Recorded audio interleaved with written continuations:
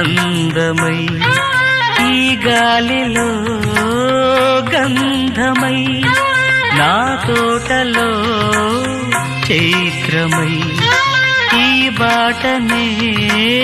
నడచిరా